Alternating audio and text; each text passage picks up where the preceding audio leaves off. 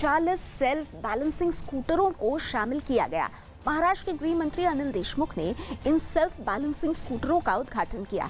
गृह मंत्री ने जैसे ही हरी झंडी दिखाई, पुलिस वाले ये स्कूटर चलाते नजर आए। खुद मुंबई पुलिस कमिश्नर ने इस स्कूटर को चलाकर देखा।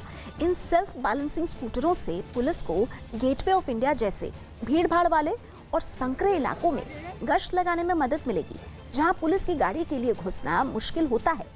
साथ ही कोरोना से बचाव के लिए सोशल डिस्टेंसिंग का पालन कराने के लिए भी ये स्कूटर मददगार साबित होंगे, क्योंकि इनमें लगे स्पीकर और माइक के जरिए पुलिस लोगों से नियमों का पालन करने की भी अपील कर पाएगी। पंजाब के लुधियाना में एक क्वारंटीन सेंटर में पानी की टंकी में जहर मिलाने की खबर सामने आई।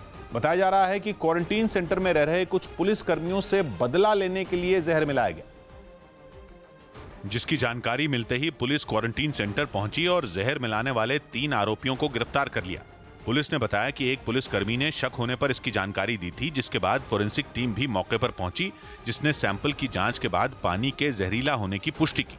शुरुआती जांच में आरोप लगाया गया कि क्वारंटीन सेंटर में रह रहे कुछ पुलिस कर्मियों से शायद बदला लेने की नीयत से ये जहर मिलाया गया। जहरीला पदार्थ टैंकी के अंदर ही डाल दिया कि जब भी कोई पुलिस कर्मचारी आकर पानी पिए तो उसको नुकसान पहुंचे। पुलिस ने दावा किया कि एक आरोपी के अपराधी भाई को पुलिस ने पकड़ा था, जिससे बदला लेने के लिए उसने पानी की टंकी में जहर मिला दिया। महाराष्ट्र के बुल्ढाना में एक झील के पानी का रंग बदल गया। पिछले 2 दिनों में पानी का रंग बदलकर गुलाबी हो गया। फिलहाल पानी का रंग बदलने की वजह का पता नहीं चल सका है और जिस झील का पानी पहले हरा था, वो अब अचानक गुलाबी रंग का नजर आने लगा। पिछले 2 दिनों में पानी का रंग अचानक बदल जाने से वहां के लोग हैरान हैं। वहीं डीएम ने पानी का सैंपल फोरेंसिक विभाग में भेजा ताकि रंग बदलने की सही वजह का पता चल सके। यूपी के वाराणसी में दुकानें खुलने के बाद भी ग्राहक नहीं आने से दुकानदार मायूस हो गए। अनलॉक 1 में सभी मॉल और दुकानों को खोलने की इजाजत मिल गई, लेकिन कोरोना के डर से कम लोग घर से बाहर निकल रहे हैं। और यही वजह रही कि मॉल में जब दुकानें खुली तो वहां एक भी ग्राहक नजर नहीं आया। अनलॉक 1 में छूट मिलने के बाद कपड़े, जूते और घड़ियों के बड़े ब्रांड की दुकानों समेत तमाम छोटी बड़ी दुकानें सज तो गईं, लेकिन कोरोना के डर की वजह से खरीदार आ ही नहीं रहे, जिससे दुकानों में सन्नाटा पसरा रहा। ग्राहकों की कमी से मायूस दुकानदारों ने चिंता जताई कि ऐसे हालात में दुकान का किराया और कर्मचारियों का वेतन देना मुश्किल होगा। कहीं भी कोई कस्टमर नहीं दिख रहा है। लोग अपनी प्रति बहुत सचेत हो गए हैं कि हम इधर उधर खर्च नहीं करेंगे, हम लग्जरी लाइफ नहीं जिएंगे। वहीं कुछ दुकानों पर इक्का दुक्का ग्राहक खरीदारी करने पहुंचे थे, लेकिन मॉल में पहले जैसी रौनक नहीं दिखी। हालांकि मॉल को खोलने से पहले पूरी तरह सैनिटाइज किया गया और लोगों को जागरूक करने के लिए बाहर एक पोस्टर भी लगाया गया। दुकानदारों ने बताया कि लंबे समय से मॉल बंद होने से व्यापार में उन्हें भारी घाटा झेलना पड़ा है। किराया भी निकालना है, स्टाफ की सैलरी भी निकालनी है। करोड़ों रुपए का व्यापार जो प्रभावित हुआ है 2.5 महीने के अंदर, वो अलग एक मार है। लॉकडाउन की वजह से थमी जिंदगी लंबे वक्त बाद पटरी पर आती तो दिख रही है, लेकिन लोगों में कोरोना का डर अब भी बरकरार है। हालांकि उम्मीद जताई जा रही है कि जल्द ही हालात सामान्य हो जाएंगे। दिल्ली के पास नोएडा के गांव में लोगों के मारपीट करने वाले 2 पुलिस कर्मियों को सस्पेंड कर दिया गया है। आरोप है कि 2 पुलिस कर्मियों ने घर के बाहर बैठे पिता और उनके बेटे से मारपीट की थी, जो वहां लगे सीसीटीवी कैमरे में कैद हो गई। बताया गया कि पुलिस की पिटाई से एक लड़का जख्मी भी हो गया, जिसका इलाज अस्पताल में चल रहा है। वहीं पुलिसकर्मियों का वीडियो सोशल मीडिया पर वायरल होने के बाद कमिश्नर ने दोनों पुलिसकर्मियों को सस्पेंड कर दिया है।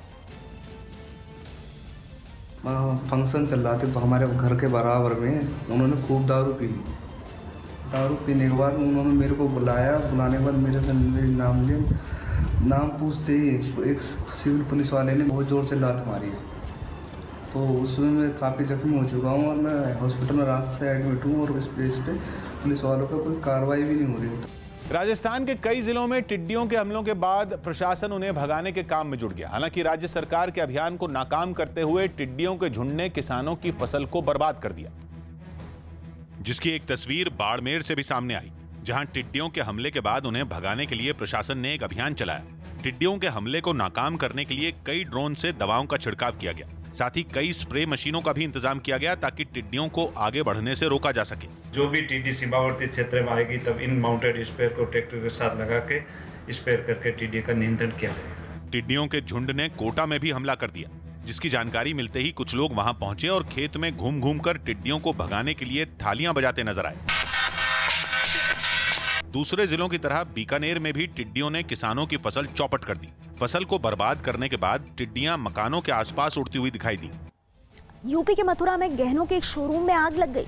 बताया गया कि शोरूम में यह आग शॉर्ट सर्किट की वजह से लगी, जिसके बाद शोरूम से आग की ऊंची ऊंची लपटें निकलने लगी और थोड़ी ही देर में आग ने पूरे शोरूम को अपनी चपेट में ले लिया। आग लगने की जानकारी मिलने के बाद दमकल विभाग की टीम वहां पहुंची और गहनों के शोरूम में लगी आग को बुझाया। इसकी जो वजह बताई जा रही है वो शॉर्ट सर्किट बताई जा रही है। उस समय दुकान में 3 लोग मौजूद थे। एक तो जो दुकान के मालिक हैं उनके 2 बेटे और उनके एक सर्वेंट वहाँ पर मौजूद थे। किसी भी प्रकार की हानि नहीं हो पाई है, ना कि जन और धन किसी प्रकार की कोई हानि नहीं हो पाई है। छत्तीसगढ़ की राजधानी रायपुर के एक इंडोर स्टेडियम को कोरोना अस्पताल में बदल दिया गया। वहां पर बीते 15 दिनों में कोरोना पॉजिटिव मरीजों की संख्या तेजी से बढ़ी है, जिसे देखते हुए भूपेश बघेल सरकार ने कोरोना मरीजों के इलाज के लिए तैयारी तेज कर दी। इन्हीं तैयारियों के तहत रायपुर के एक स्टेडियम को कोरोना अस्पताल में तब्दील कर दिया गया।